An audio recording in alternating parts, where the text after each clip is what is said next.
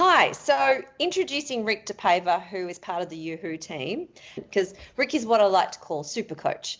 So Rick does executive coaching, pretty much most of what he does, and he does it so well. So I thought this is a great opportunity to talk about coaching, leading with a coaching mindset. So leadership with a coaching mindset. So I'm just going to ask Rick a few questions. So thanks for having a chat to me, Rick. Thanks, Mietta. And I don't know about super coach, but I appreciate the intro. Very kind.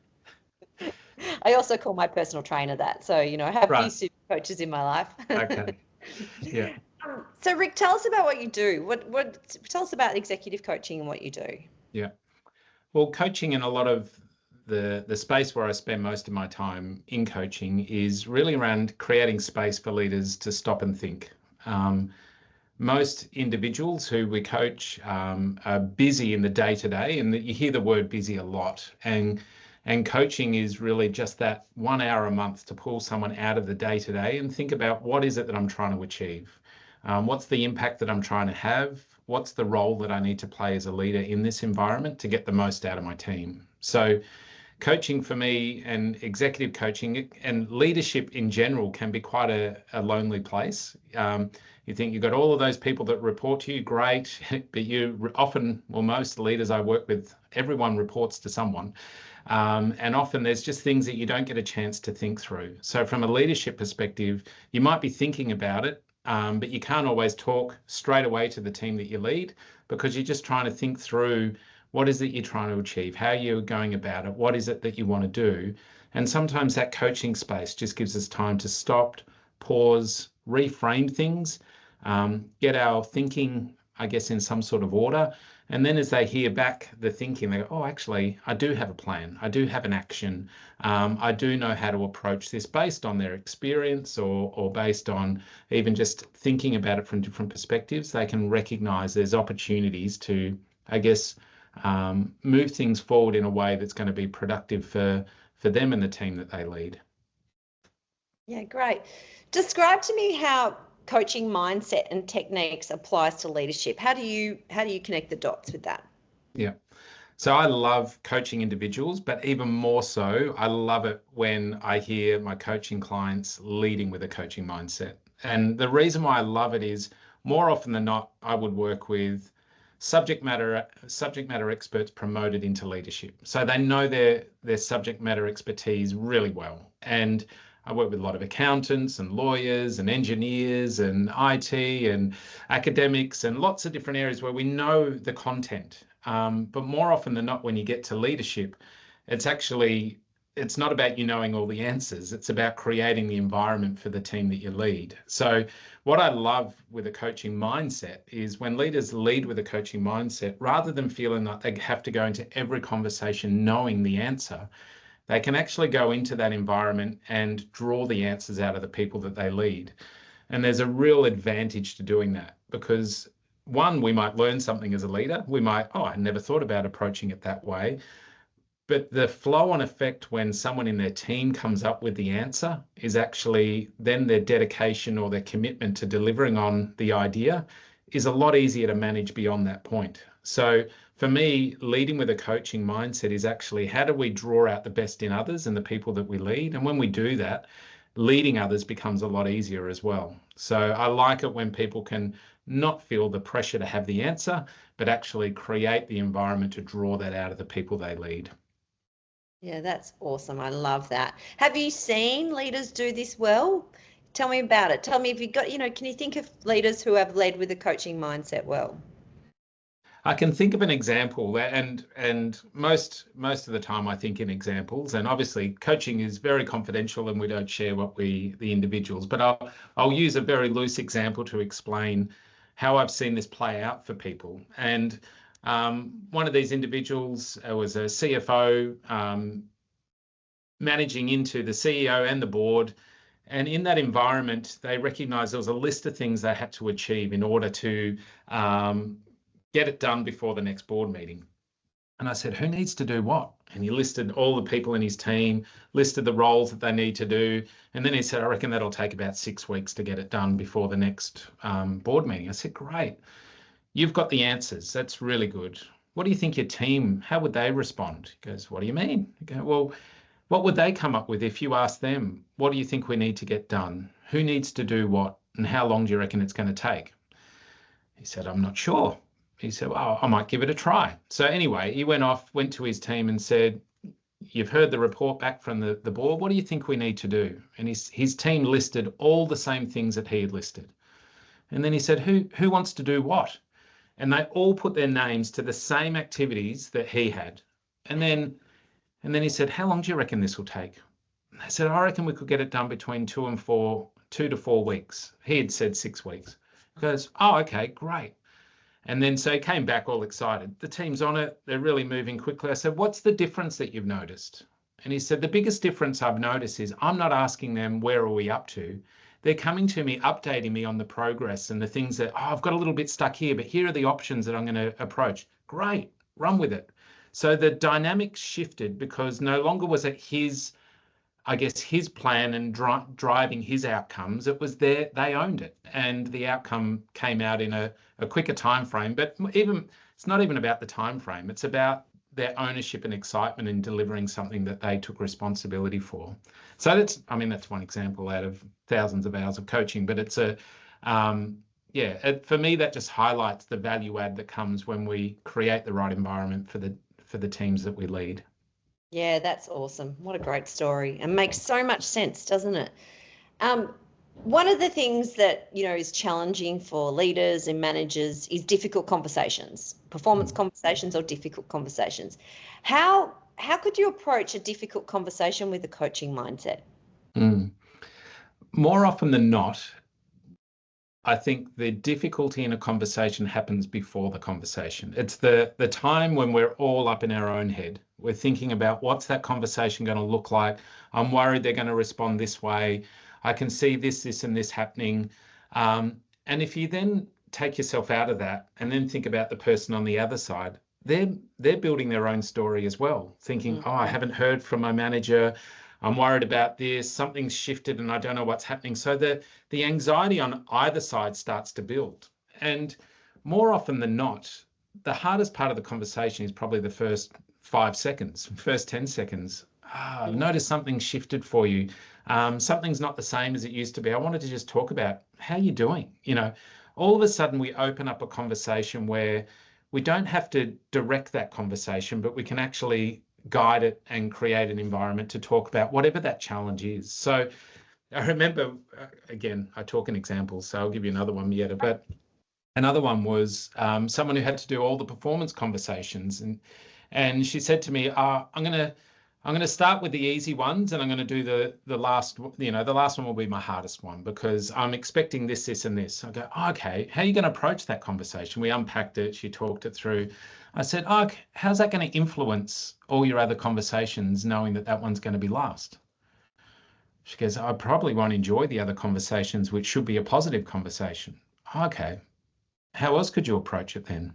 Or maybe I could have that conversation first, get it out of the way, and then go into the other ones. Okay, why don't you try that? Great. So get feedback the next time we met. You know what? The conversation wasn't as bad as I thought it would be. And they were expecting me to talk about some of these things, and we came to a really good solution together. Oh, great. What flow and effect did that have on all your other conversations? Oh, actually, I loosened up and really enjoyed having all of the conversations. And even that individual, I feel like we're in a better place because we talked about the things that were on both of our minds, So often it's the stuff that we're holding on to and thinking about and running over, your head hits the pillow and you're still thinking about what's that kind of conversation going to look like.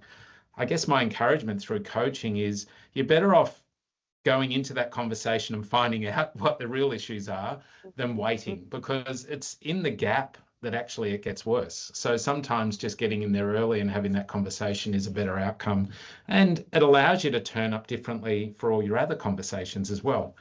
So I don't know if that difficult conversations, I guess from a coaching is we overthink it. It's better to move quickly and then get some facts first. Get some feedback from the individual. You don't have to answer it all in the first conversation, but at least you can get on the same page and say, okay, I can't answer all those things, but maybe we can meet again next week to discuss this, and this, But it's better to enter the conversation than to think about it.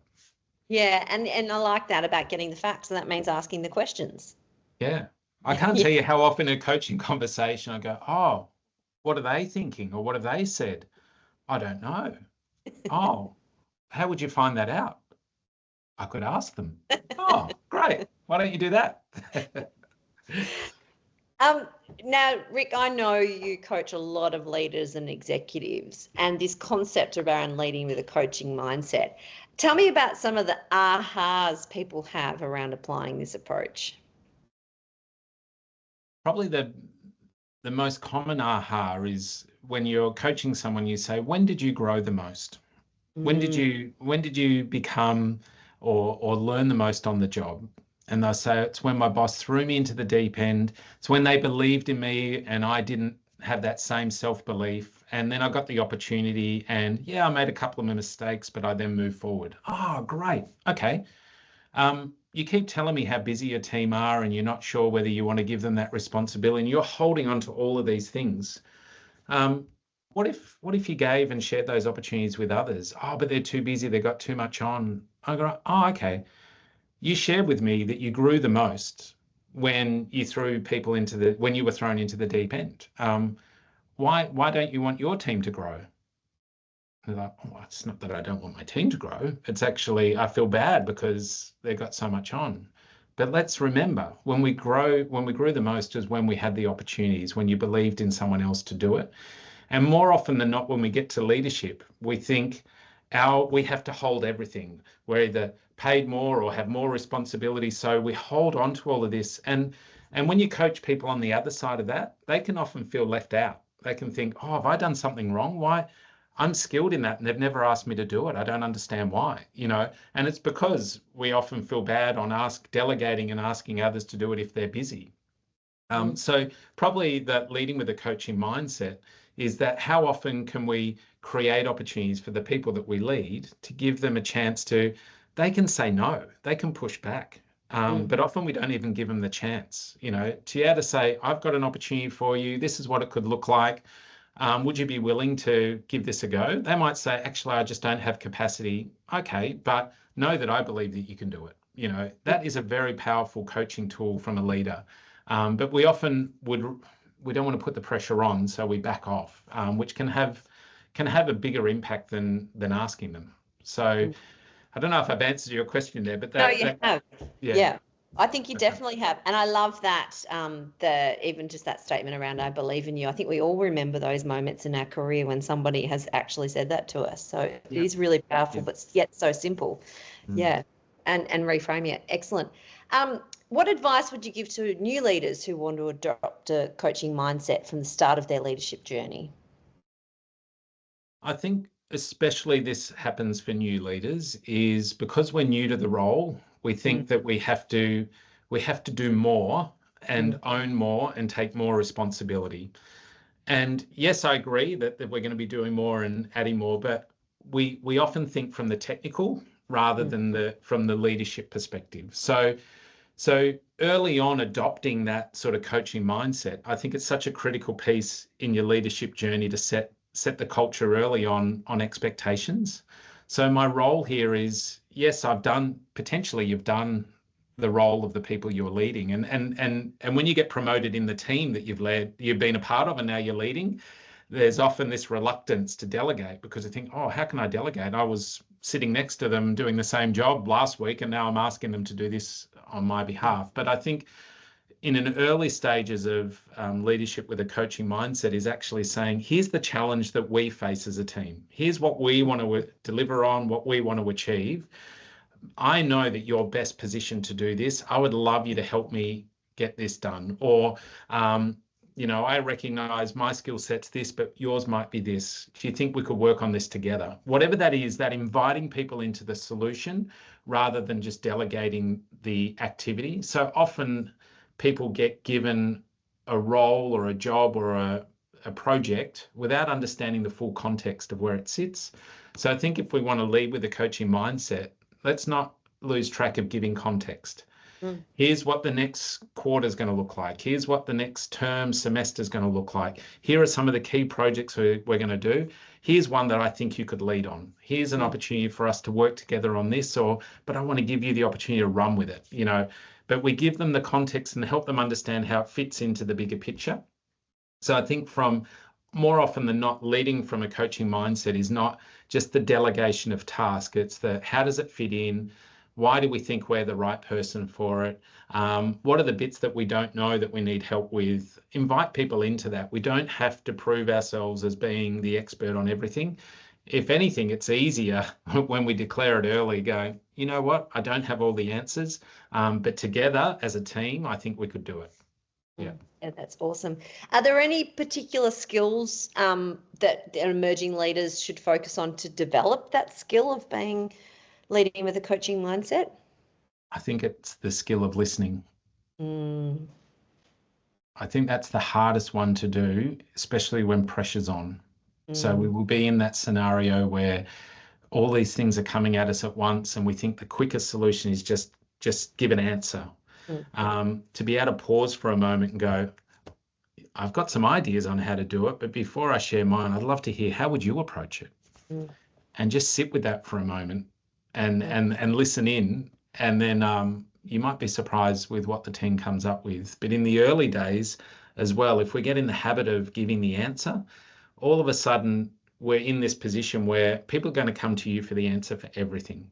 And I remember coaching someone and they said, oh, everyone's coming to me for the answer. I'm sick of it. I just want them to own it. I'm like, oh, okay. You know who created that? No, who created it? You did.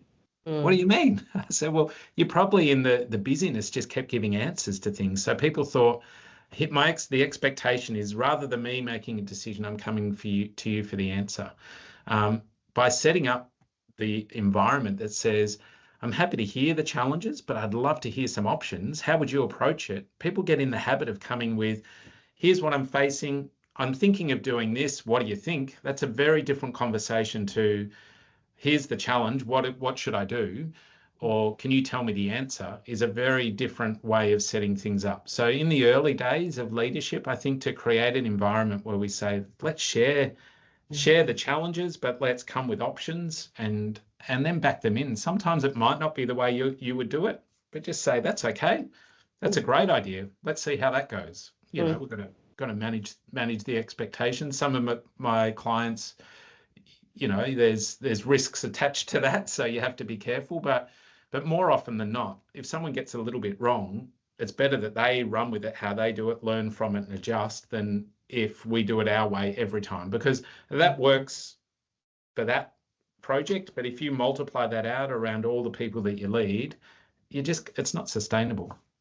No, and telling people the why we're doing it rather than how to do it. Well, why and what work than what, but the why. I mean the how. Yes. So, yes. Yeah. Yeah. Awesome. Thanks, Rick DePaver. That's why you're super coach. Really enjoyed the conversation. Thank you. All the best.